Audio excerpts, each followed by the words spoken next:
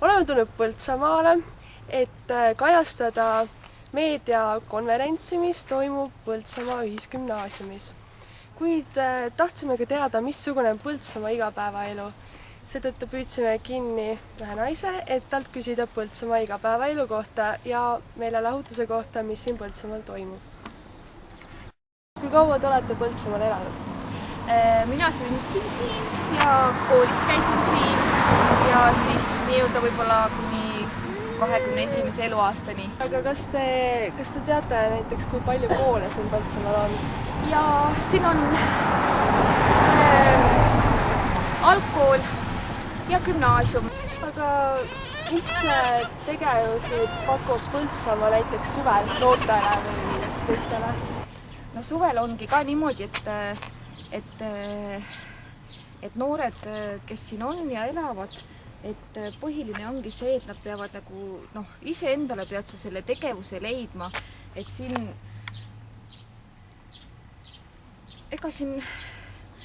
ongi nii palju, kui on see Veeliks hall meil suur spordijoone, siis selle ümber tennise mängimisvõimalusest, siis seal on see kunstmuluga jalgpalliväljak, siis on ka päris suur staadion natuke sinnapoole jääb.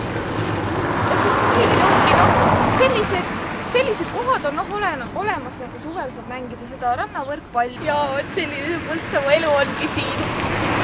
Intervjueerisime ka Raigo Pajulat, kes rääkis meile Liibanoni sündmustest ning samuti Põltsamaa ühisgümnaasiumi õpilasi Johannat ja Mariat, kes rääkisid meile selle kooli elust, sööklast ja kõigest muust. Te käisite Liibanonis? Jah. Ja kuidas te käisite siin? Ma käisin seal parimas lootuses, et me saame teha sealt loo ja fotot Postimehele, kuidas Eesti jalgratturid vabastatakse. Ootasime seal peaaegu nädal aega ja siis tundus, et tuli info, et nad on võib-olla hoopis Süüriasse viidud. Üritasime minna ka Süüriasse, aga meile kui eestlastele enam Süüria viisat ei antud. Aga mis te teate, kuidas see riik sellesse asja üldse? Väga tõsiselt. Okei, see oleks siis praegu ükskõik. Te käite siin koolis mõlemad? Jah. Mis klassis? 11B. Humanitaarklassil on meediatund ja meil saab klassisuundasid valida ja kuna oleme humanitaarklassi, siis meil on meediatund kord nädalas. Mille tööülesanne on see, et meil on enda blogi ja me peame sinna kirjutama tunniteemasid näiteks. Ühe tunni teema on uudis, mis see on ja me peame kirjutama uudiste tunnuseid. If I had to run, if I had to crawl, if I had to swim 100 rivers, just to climb 1,000 walls, always know that I will find a way to get to where you are. There's no place that far, baby, there's no place that far. Põltsamaal on ka armsad koerad, nagu me näeme, ning samuti meile meeldib Põltsamaa elu. Siin on vaikne, siin on rahulik, siin ei ole suurt müra ja inimesed on siin väga sõbralikud.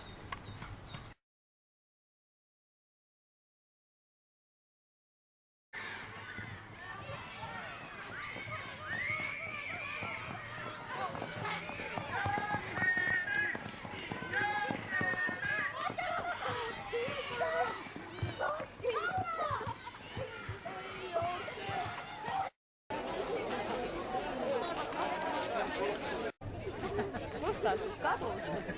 11B klassi Karl Vilumets on kadunud.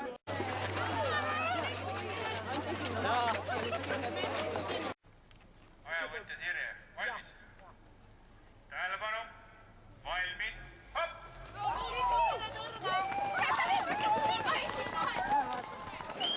Alustame kõige parematest.